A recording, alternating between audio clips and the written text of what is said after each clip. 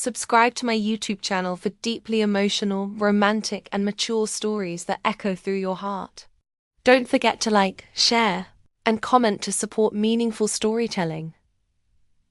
The rain hammered against the windows of the small cafe as if demanding entry, but inside, the world had narrowed to just two people. Elena sat across from Marcus, her fingers wrapped around a coffee cup that had long since gone cold, while his eyes searched her face for answers she wasn't ready to give. "You can't keep running from this," Marcus said, his voice barely above a whisper. "From us." Eleanor's pulse quickened, but she forced herself to meet his gaze. There it was again, that magnetic pull that had drawn her to him from the very first moment. They'd met 6 months ago at her best friend's wedding. Her body leaned forward instinctively, drawn by an invisible thread, while her mind screamed warning she'd learned to trust the hard way. "There is no us," she replied, though even as the words left her lips, she felt the lie settle uncomfortably in her chest. Marcus reached across the small table, his fingers brushing against hers.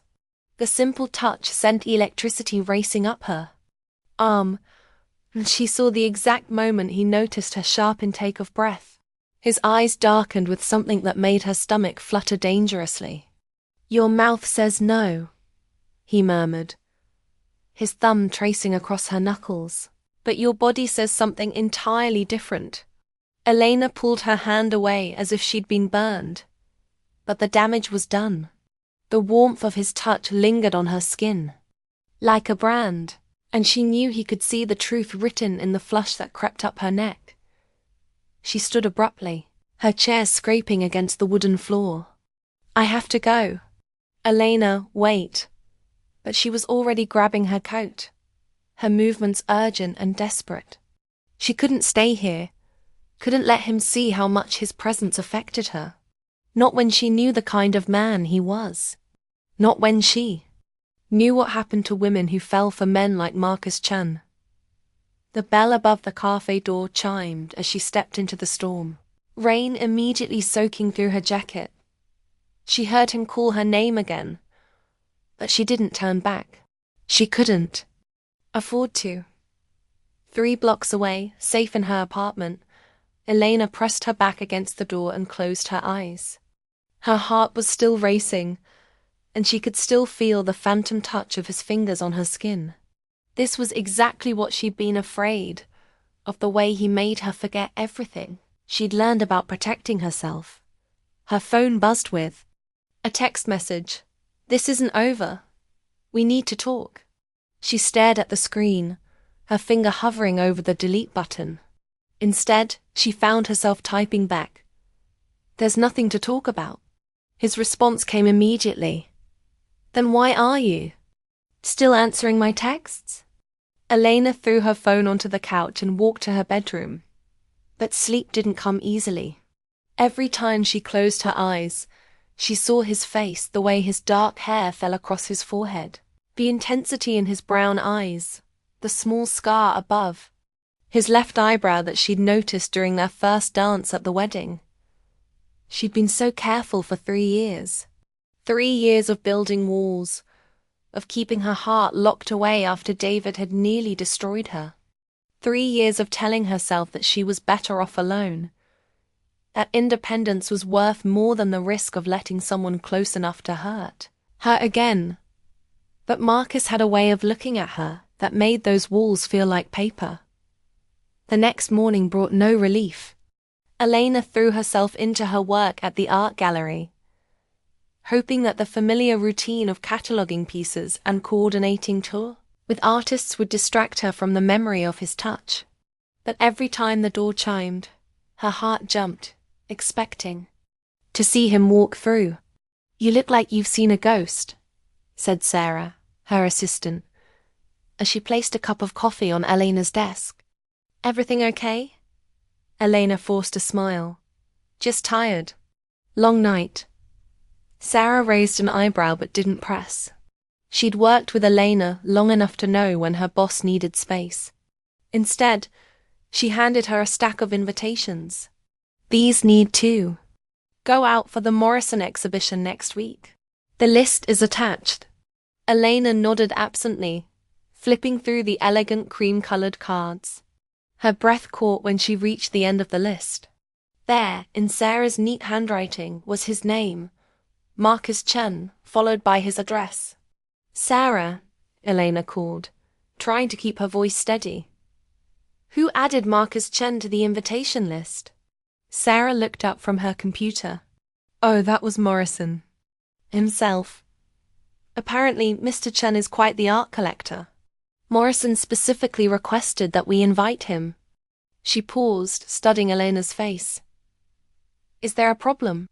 No, Elena said quickly. No problem at all. But there was a problem. A big one. Because now she knew that in less than a week, Marcus would be in her gallery, in her space, and she'd have to face him again. The thought made her hands shake as she sealed the invitation in its envelope. That evening, Elena sat in her apartment with a glass of wine, staring at her phone. She'd written and deleted a dozen messages to Marcus, each one either too cold or too revealing. Finally, she settled on something neutral. You're invited to the Morrison exhibition at the gallery next Friday. Professional courtesy.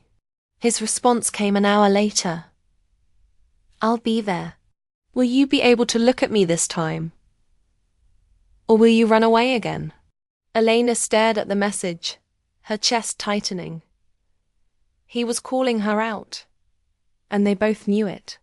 She'd been running from him, from the feelings he stirred up, from the possibility that maybe, just maybe, she'd been wrong about him. But being wrong about David had cost her everything. Her job, her self-respect, her ability to trust her own judgment.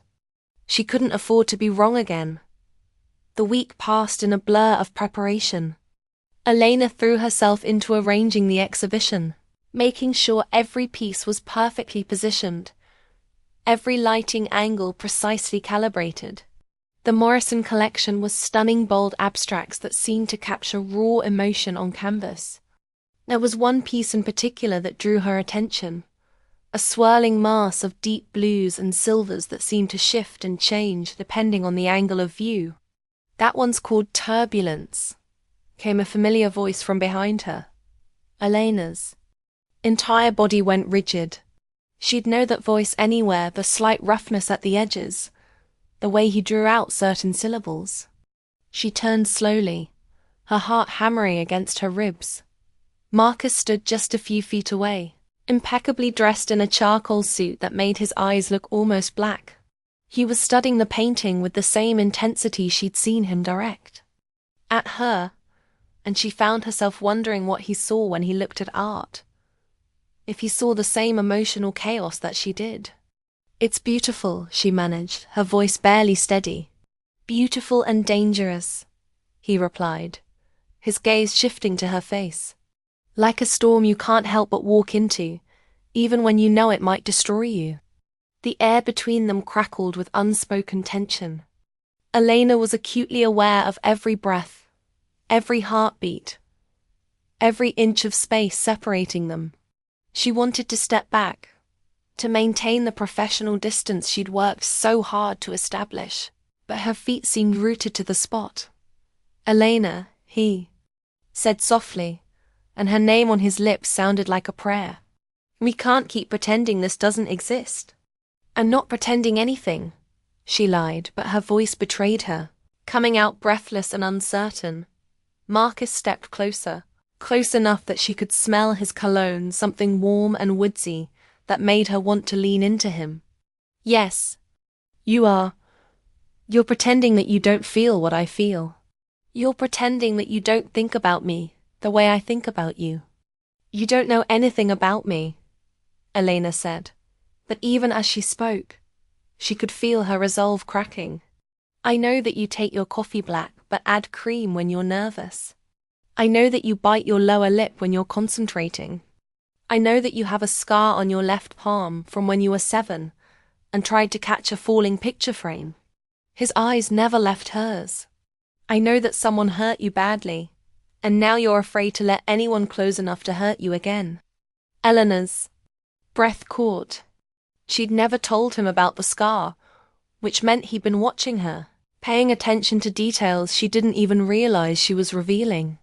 The intimacy of his observation should have frightened her, but instead, it made her feel seen in a way that was both terrifying and exhilarating.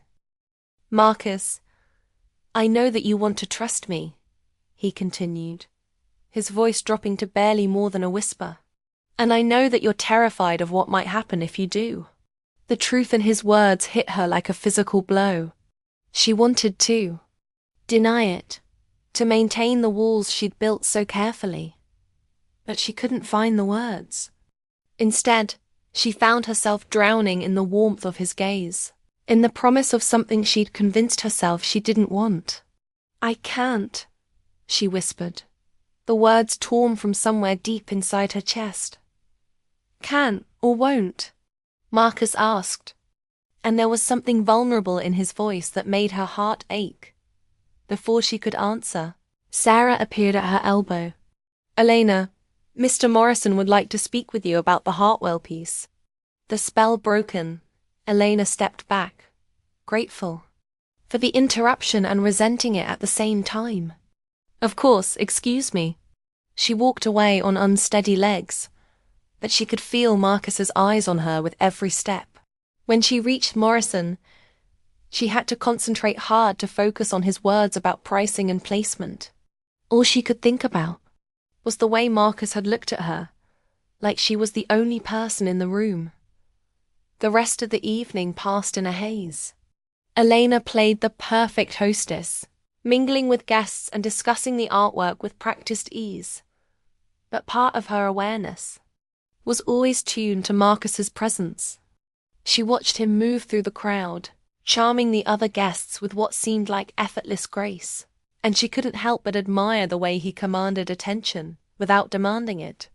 Several times, she caught him looking at her, and each time, the intensity in his gaze made her stomach flip. He was patient, she realized. He wasn't pushing or pursuing her through the crowd. He was simply waiting, making himself available if she chose to approach him. That patience was almost more dangerous than pursuit. Would have been Dot as the evening wound down, and the last guests filtered out. Elena found herself alone in the gallery, with just Sarah and the catering staff. She was helping to wrap the smaller pieces when she heard footsteps behind her.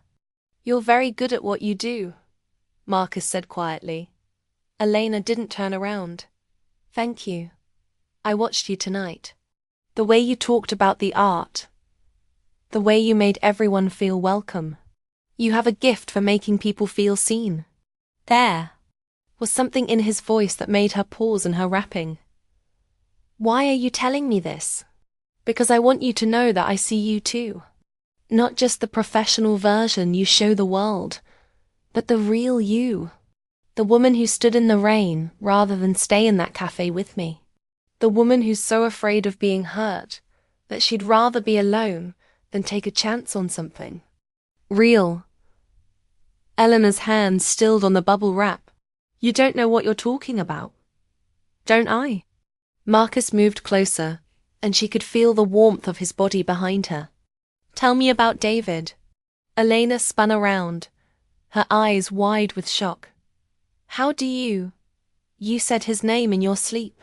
The words hung in the air between them like a confession. Elena stared at him, her mind racing. When would I have? Then it hit her. The wedding. After the reception, when I fell asleep in the garden. Marcus nodded. You looked so peaceful, but then you started talking. His name and something about lies and promises broken. His expression softened. I didn't mean to eavesdrop, but I couldn't leave you there alone. The memory came flooding back, the exhaustion after dancing all night, the way she'd curled up on the bench in the rose garden while waiting for her ride. She'd been so tired, so emotionally drained from watching her best friend marry the love of her life while she stood alone. She must have dozed off, And Marcus had found her there. "You covered me with your jacket," she said suddenly, the memory crystallizing. "I woke up wearing your jacket." "You were shivering," he said simply. Elena felt something crack inside her chest.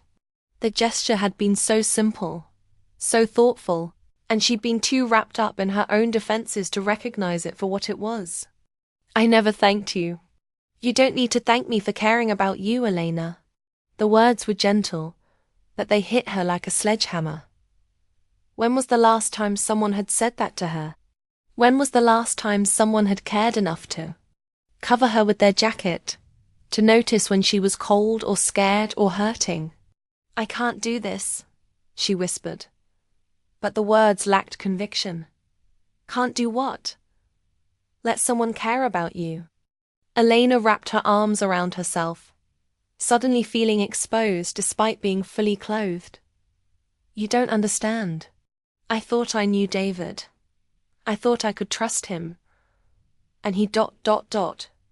He what?" The question was gentle, but Elena could hear the steel underneath. Something in Marcus's voice told her that whatever David had done, Marcus would not be pleased to hear about it. "He was married," she said finally, the words feeling like broken glass in her throat. 3 years together, and he was married the entire time. "I found out when his wife came to my office." Marcus was quiet for a long moment. When he spoke, his voice was carefully controlled. "I'm sorry. I was so stupid," Elena continued, the words pouring out now like water through a broken dam. "I ignored all the signs, the way he never wanted to be seen in public, the way he always had excuses for why I couldn't come to his place, the way he never introduced me to his friends. I told myself it was because he was private, that he wanted to protect what we had." "You weren't stupid," Marcus said firmly. "You were trusting. There's a difference. Is there?" Elena laughed bitterly. "Because trusting him cost me everything. My job, my reputation, my ability to..." She trailed off, unable to finish the sentence. "Your ability to what?" "To trust myself," she whispered. "If I could be so wrong about him, how can I trust my judgment about anyone?" Marcus was quiet for so long that Elena finally looked up at him. His expression was intense, almost angry, but she could tell the anger wasn't directed at her. "Look at me," he said finally. Elena met his gaze reluctantly. "I am not him," Marcus said, his voice steady. "And sure, I am not married. I'm not lying to you. I'm not playing games or keeping secrets." "How do I know that?" "Because I'm telling you. Because I've been telling you from the beginning." He stepped closer, and Elena didn't move away. "Because I've been completely honest about what I want, even when it would have been easier to pretend I didn't feel anything." Elena stared up at him, searching his face for any sign of deception. But all she saw was sincerity, patience, and something that looked dangerously like love. "I'm scared," she admitted, the words barely audible. "I know," Marcus said softly. "But I'm not asking you to stop being scared. I'm asking you to be scared. With me instead of alone." The simple statement hit her like a physical blow. Be scared with him. The idea was both terrifying and incredibly appealing. She'd been carrying her fear alone for so long that she'd forgotten what it felt like to have someone willing to share the burden. "What if I hurt you?" she asked. "What if you don't?" Elena felt tears prick at her eyes. "What if I can't give you what you need? What if you can?" She laughed shakily. "You're going to answer all my questions with questions, aren't you? Only until you start asking the right ones." "Which are?" Marcus reached out slowly, giving her time to pull away. When she didn't, he cupped her face gently in his hands. "What if we're perfect for each other? What if this is exactly what we've both been looking for? What if the risk is worth it?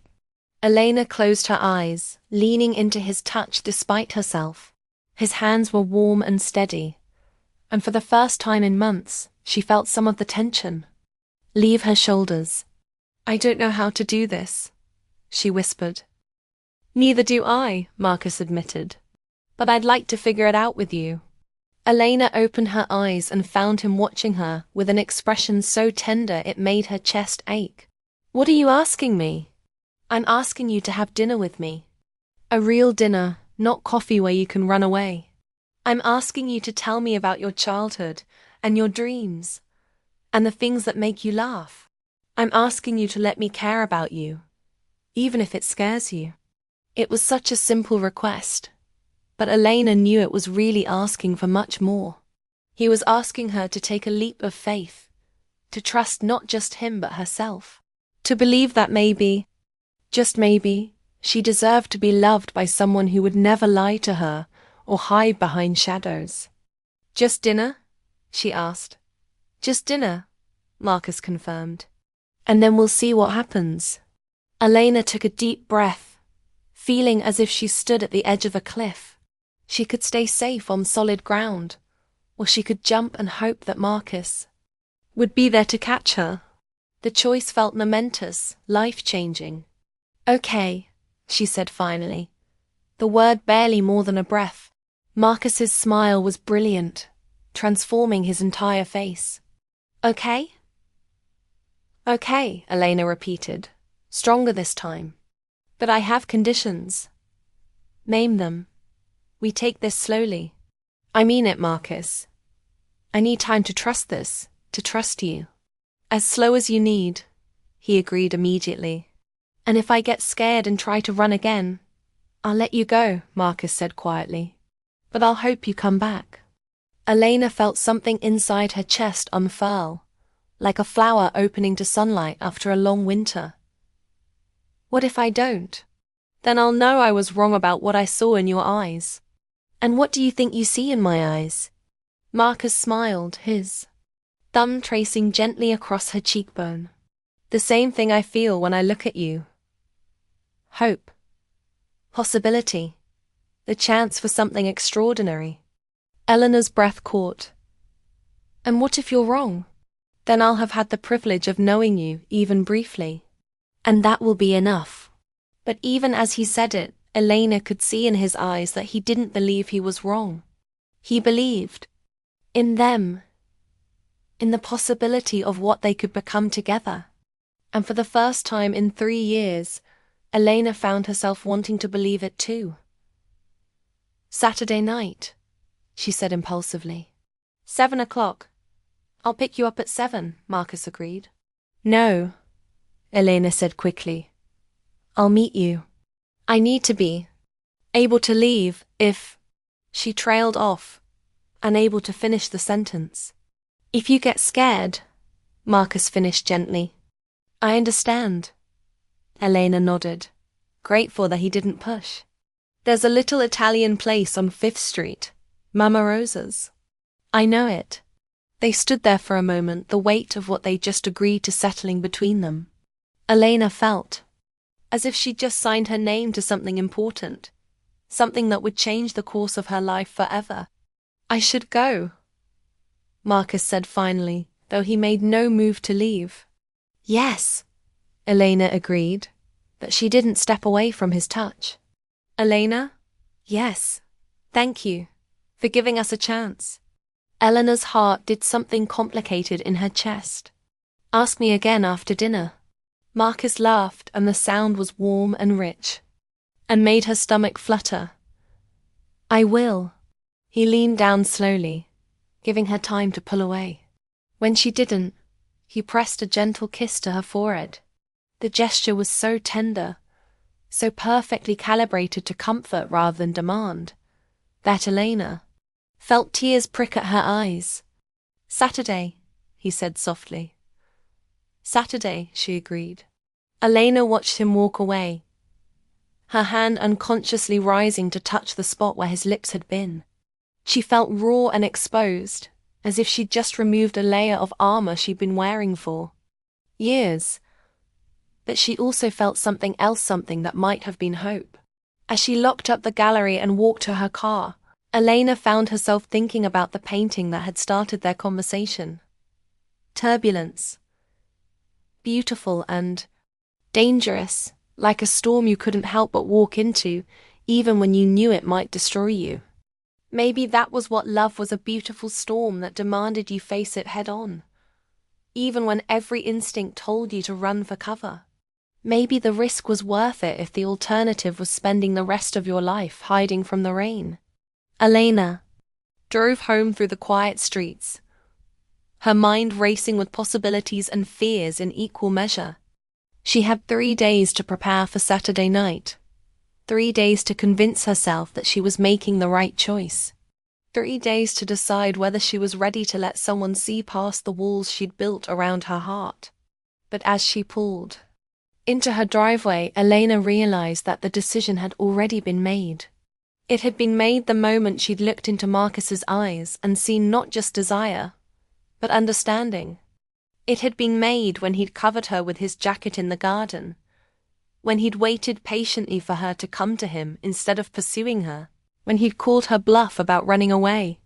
She was scared, terrified even, but she was also tired of being alone. Tired of letting fear make her decisions for her. Tired of letting David's betrayal define her capacity for love. Elena sat in her car for a long moment, staring up at her apartment building. Tomorrow she would probably wake up and second-guess herself. She would probably spend the next 3 days making lists of all the reasons why this was a terrible idea. But tonight, she was going to hold on to the feeling of Marcus's hands on her face, the warmth in his eyes when he'd looked at her, the promise in his voice when he'd said he wanted to figure it out with her. Tonight she was going to let herself hope. As she finally walked up to her apartment, Elena's phone buzzed with a text message. Her heart skipped when she saw Marcus's name on the screen. "Sweet dreams, Elena. I'll be thinking of you." Elena stared at the message, her thumb hovering over the keyboard. A dozen responses flashed through her mind, casual ones, guarded ones, ones that would maintain the distance she'd worked so hard to establish. Instead, she found herself typing something that felt dangerously honest. "I'll be thinking of you, too." She sent the message before she could change her mind, then immediately regretted it. It was too much, too revealing, too soon. But when his response came a moment later, she felt her anxiety ease. Good. I was hoping I wasn't the only one. Elena smiled despite herself, clutching the phone to her chest. Maybe this was how it started, not with grand gestures or passionate declarations, but with small moments of honesty. With the courage to admit that you were thinking about someone, that you wanted to see them again, that you were willing to risk your heart for the possibility of something real. As she got ready for bed, Elena caught her reflection in the bathroom mirror. Her eyes were bright with something that might have been excitement, and her cheeks were flushed with what she knew was anticipation. She looked like a woman on the lawn, verge of falling in love, and for the first time in 3 years, that didn't terrify her. It should have. She knew it should have. But as she slipped into bed and closed her eyes, Elena found herself looking forward to Saturday night with a mixture of fear and hope that felt suspiciously like the beginning of something beautiful. Her body had said yes to Marcus from the beginning, but her eyes had warned of danger. Now, as she drifted off to sleep, Elena wondered if maybe the danger wasn't in falling for him. Maybe the real danger was in missing out on the chance to love, and be loved in return. Only time would tell which risk was worth taking.